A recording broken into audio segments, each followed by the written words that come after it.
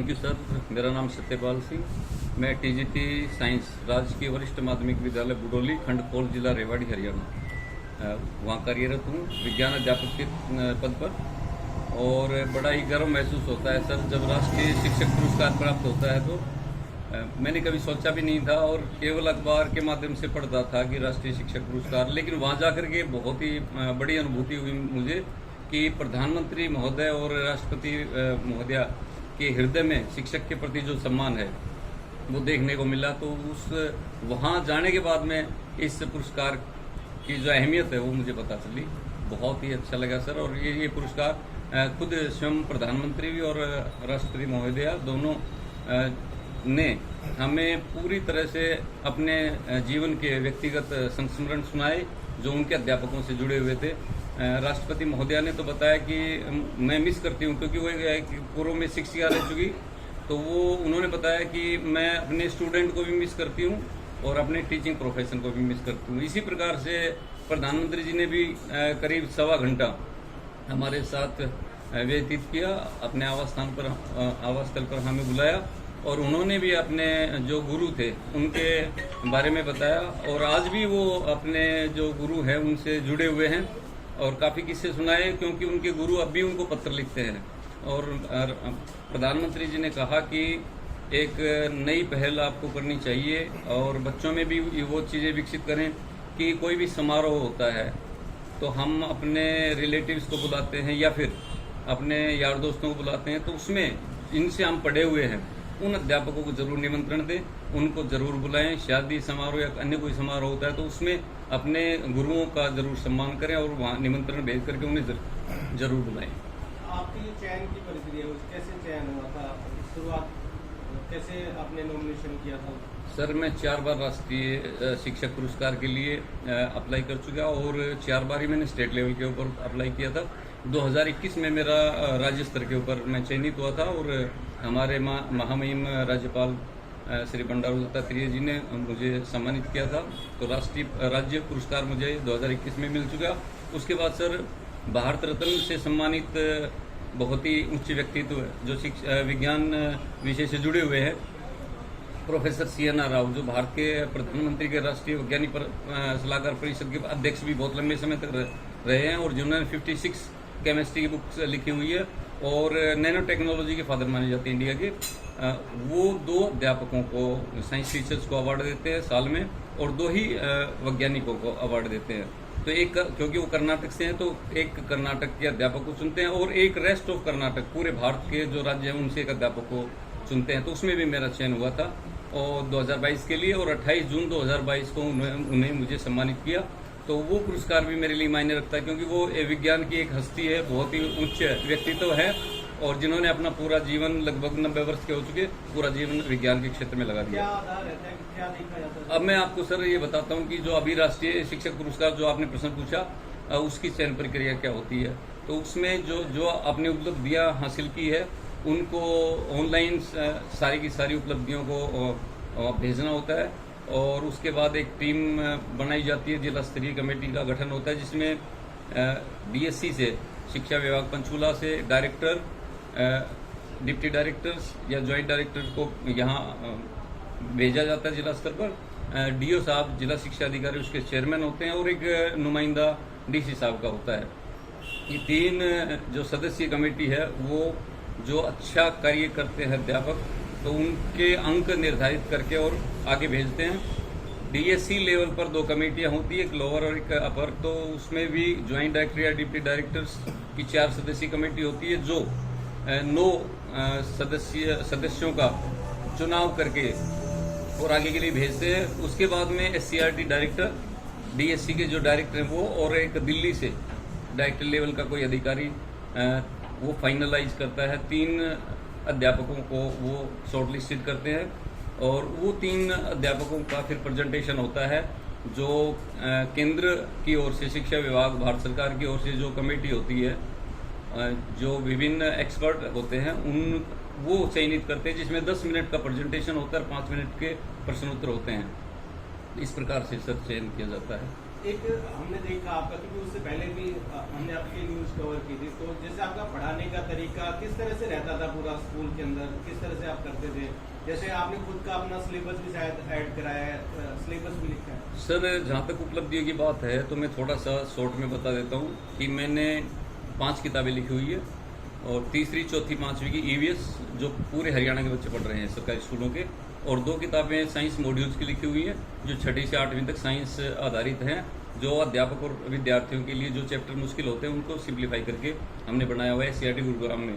और गुरुग्राम में हमें केवल मात्र 50 रुपये पर डे मिलते थे सर, और मेरा आने जाने का खर्चा लगभग 195 रुपये खर्च हो जाते थे। 3 दिन मैं स्कूल में पढ़ाता था, 3 दिन वहाँ काम करता था, लगभग 6 महीने तक ये कार्य किया और केवल 50 रुपये तो जेब से ही खर्च होता था। लेकिन डायरेक्टर सर ने कह दिया था कि आपका काम अच्छा है तो आपको आना पड़ेगा, तो मैंने पैसे की ओर ध्यान नहीं दिया सर, और वो पूरा कार्य किया। और मुझे बहुत खुशी होती है कि मेरे बनाए हुए जो चैप्टर है वो आज पूरे हरियाणा के विद्यार्थी पढ़ रहे हैं। उसके बाद में सर 10 से अधिक बार मैं 6ठी से 8वीं तक के बच्चों को राज्य स्तर की विज्ञान प्रदर्शनी में और बाल नेशनल चिल्ड्रन साइंस कांग्रेस में, राष्ट्रीय बाल विज्ञान कांग्रेस में, जिसमें रिसर्च पेपर लिखे जाते हैं, जो PhD और MPhil के ऊपर लिखे जाते हैं, उनको 6ठी से हम बच्चों को ट्रेन करते हैं इस मामले में। तो इनमें भी 10 से अधिक बार मैं राज्य स्तर के ऊपर बच्चों को ले जा चुका। इसके अतिरिक्त सर लगभग 4 विद्यालयों की मैंने 3 तो विज्ञान लैब और एक मैथमेटिकल लैब स्वयं के खर्चे से तैयार की, कुछ समाज का सहयोग लिया, बाहर से संसाधन जुटाए, और वो जीरो कॉस्ट एक्टिविटी आधारित होती है, जीरो कॉस्ट और शून्य लागत से आधारित होती है, लो कॉस्ट या जीरो कॉस्ट। तो जब आप स्वयं काम करते हैं तो समाज भी डोनेशन देने के लिए तैयार हो जाता है, तो समाज से भी हम उसका फर्नीचर है, मैट है या फिर और संसाधन है लैब के लिए, क्योंकि एक्टिविटी तो मैं स्वयं बना लेता हूँ। मेरी लैब के अंदर पर्दों पर भी डायग्राम मिलेंगे आपको, सारी कैंपस में डायग्राम मिलेंगे, पेंट ब्रूश वगैरह जो है वो स्वयं वहन करता हूँ सारे के सारे। और सर इसके अतिरिक्त कोरोना काल में भी आपने विशेष कंटेंट्स वगैरह बनाए? जी सर, मैंने यूट्यूब चैनल बना रखा है बच्चों का, वो भी उसमें भी बहुत सारी यूट्यूब चैनल के ऊपर भी जीरो कॉस्ट एक्टिविटी और लो कॉस्ट एक्टिविटी होती है। और बच्चों के जो विज्ञान के चैप्टर है 6ठी से 8वीं तक, वो मैं हर चैप्टर को ऑनलाइन क्विज बना करके उनको प्रोवाइड कराता हूँ। वो अटेम्प्ट करते हैं तो उनका स्कोरिंग आ जाता है, कौन सा क्वेश्चन सही है कौन सा गलत है वो भी आ जाता है। इसके अतिरिक्त दीक्षा ऐप है एक, उसके ऊपर भी मेरे वीडियो चले हुए जो नेशनल लेवल की ऐप है। चाकलेट ऐप है जो साइंस का कंटेंट, चाकलेट ऐप का भी मैंने राज्य स्तर का अध्यापक वर्ग के लिए भी और स्टूडेंट वर्ग के लिए भी, वो भी मैंने SCRT गुरुग्राम में तैयार किया था हरियाणा स्टेट के लिए। एक CCT कंटेंट होता है, क्रिएटिव एंड क्रिटिकल थिंकिंग, जिसमें कोई इमेज दे दी जाती है और बच्चा अपने अपने विचार उसमें लिखता है, अलग अलग डिफरेंट थिंकिंग। तो वो भी पूरा राज्य का कंटेंट मैंने बनाया था। सक्षम हरियाणा के प्रश्न पत्र भी पूरे राज्य का मैं तैयार करता था सर। और इसके अतिरिक्त जो कल्चरल एक्टिविटी है जो म्यूजिक से संबंधित है, क्योंकि मेरा विषय विज्ञान है तो ज़्यादा विज्ञान पर फोकस होता है, किंतु मेरा ये एक हॉबी रहा है और एक तरह से मेरा इंटरेस्ट रहा है म्यूजिक में भी। तो मैं म्यूजिक में भी स्टेट लेवल तक बच्चों को लेके गया हूँ। और मैं स्वयं भी, मैंने 2 बार 10 इवेंट में लगातार 10 इवेंट में जो होती है उसमें पूरा भाग लिया था, जो मेरे नाम हरियाणा प्रदेश में एक रिकॉर्ड है कि एक अध्यापक ने 10 इवेंट के अंदर भाग लिया। 25 सर्टिफिकेट मेरे को अभी तक प्राप्त हो चुके हैं उसके, जिसमें कला उत्सव, रंगोत्सव, एक भारत श्रेष्ठ भारत, इंद्रधनुष, ये सांस्कृतिक विधाओं से पर आधारित प्रोग्राम होते हैं। तो इसमें मेरे बच्चे स्टेट लेवल पर भी जाते हैं। मैं स्वयं भी अम्बाड़ा फर्स्ट आया था अध्यापक वर्ग में भी पिछले साल। अभी जो दौर चल रहा है तो लगता नहीं कि बदलाव की जरूरत है, क्योंकि जो पैटर्न जिस पैटर्न से पढ़ाते आ रहे हैं और आपने एक डिफरेंट चीज चुनी, लोग बच्चों को इस तरह से समझाया, तो सभी बच्चों को अपनाना चाहिए इस तरह से सर। वैसे तो बदलाव भी करना चाहिए गवर्नमेंट को भी। बिल्कुल सर, एक्टिविटी आधारित यदि हम पढ़ाते हैं तो उसमें बच्चे ज़्यादा इंटरेस्ट लेते हैं और ज़्यादा अंडरस्टैंड कर पाते हैं। मैं जीरो कॉस्ट और लो कॉस्ट एक्टिविटी बनाता हूँ तो छोटे छोटे बच्चों को देखता हूँ, मैं 6ठी के बच्चे अपने घर से वो एक्टिविटी बना के लेके आते हैं, मुझे बड़ा आनंद आता है। और कई बार मैं घर पे भी लगा रहता हूँ सर, तो घर वाले भी कई बार कह देते हैं कि आपने तो घर को भी स्कूल बना दिया, लेकिन मुझे आनंद आता है, मैं उनकी परवाह नहीं करता, बिल्कुल आनंद आता है क्योंकि मैं अपने बच्चों के लिए काम कर रहा हूँ और मेरी आजीविका है। शायद मैंने पिछले दिनों में अच्छे कर्म किए होंगे कि मुझे ये शिक्षा रूप में प्रोफेशन मिला जो समाज की रूट से जुड़ा हुआ है। क्योंकि हम, वो मोदी जी ने कहा था अभी कि माँ बच्चे को जन्म देती है, लेकिन उस बच्चे का जीवन संवारने वाला एक अध्यापक होता है। तो एक अध्यापक और माँ बाप ये हमेशा ये चाहते हैं कि बच्चा उसका हो सकता है पड़ोसी ईर्ष्या कर ले जब वो ऊंचाइयों पर पहुंचता है, तो लेकिन अध्यापक और माँ बाप के लिए ये होता है कि मेरा बच्चा बहुत ऊंचाइयों तक जाए। हम बहुत एग्जाम्पल देते हैं कि जैसे जींद का डीसी मनोज यादव, वो 8वीं तक हमारा स्टूडेंट रहा।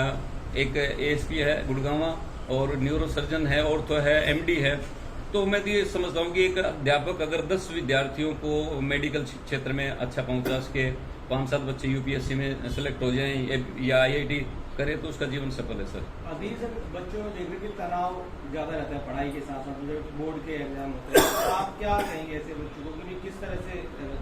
ये सर अंकों का खेल है, और हर पेरेंट्स भी प्रेशराइज करता है स्टूडेंट को, अपने बच्चों को, कि वो ज्यादा से ज्यादा अंक लेकर के आए। कौशल के ऊपर, स्किल के ऊपर ध्यान नहीं देते। बहुत सारे बच्चे ऐसे होते हैं जो अन्य फील्ड के अंदर बहुत ही ज्यादा ऊंचाइयों पर पहुंच सकते हैं, लेकिन वो फोकस केवल करिकुलम पर आधारित होता है, और उसमें वो ज्यादा से ज्यादा अंक हासिल करे। एक स्टेटस बन गया कि मेरा बच्चा 90+ या 95+ लेगा, तो यदि वो कम लेते हैं तो उनको जो ना वो टॉर्चर भी करते हैं। अध्यापक भी हालिए उसमें शामिल हो गए, जो पेरेंट्स होते हैं वो भी, कि लेकिन जैसे आप जिस पैटर्न से पढ़ा रहे हैं शायद तनाव कम हो बच्चों का। सर मेरा तो यही है कि एक्टिविटी आधारित पढ़ाए, उनमें स्किल डेवलपमेंट करें, और बच्चों को अपने भाइये कोई भी एग्जाम्पल, जब कोई भी हम टीच करते हैं लेसन को, तो बाहर की गतिविधियों से जोड़े, बाहर के एनवायरनमेंट से जोड़े, और उससे जोड़ करके जैसे हम चैप्टर रूट का पढ़ाते हैं तो बाहर ले जा करके पौधों को दिखाएं, पत्तों में दिखाएं कि उसमें जाली का रूपी शिलाविन्यास है, तो इसकी जड़ है, वो टेप रूट मिलेगी, मूसला जड़ मिलेगी। तो ये बहुत सारी जो है गतिविधियां हैं जो हमारे चारों ओर रहती है। एक्टिविटी बनाने की भी आवश्यकता नहीं, बहुत सारी एक्टिविटी है जो बाहर हम एक बार देख करके बता सकते हैं, उस चैप्टर को जोड़ सकते हैं उससे, तो उसमें इंटरेस्ट देते हैं सब। सर आप राष्ट्रीय सम्मान से सम्मानित हुए, किसको श्रेय देना चाहते हैं? ये सर एक तो क्योंकि मैं एक गरीब परिवार से संबंधित रखता हूँ, और मेरी माँ बिल्कुल अनपढ़ है, और जब वो रात काम करने के बाद रात को सोती थी तो वो हमें बार बार कहती थी कि आप पढ़ते रहो, हमें जगी हुई हूँ, पढ़ते रहो। सुबह भी 4 बजे चाय और पानी लेकर के आ जाती थी और कहती बेटा खड़े हो, पढ़ो आप। तो वो अहमियत समझती थी सर, अनपढ़ होते हुए भी बिल्कुल, और वो अहमियत समझती थी। तो वहाँ इसके साथ साथ वो हमें लगभग आधा घंटा शाम को नैतिकता का और चारित्रिक जो है पाठ वो भी पढ़ाती थी, कि बेटा सीधा जाना है, सीधा आना है, अपनी बहन समझना है सभी बच्चियों को।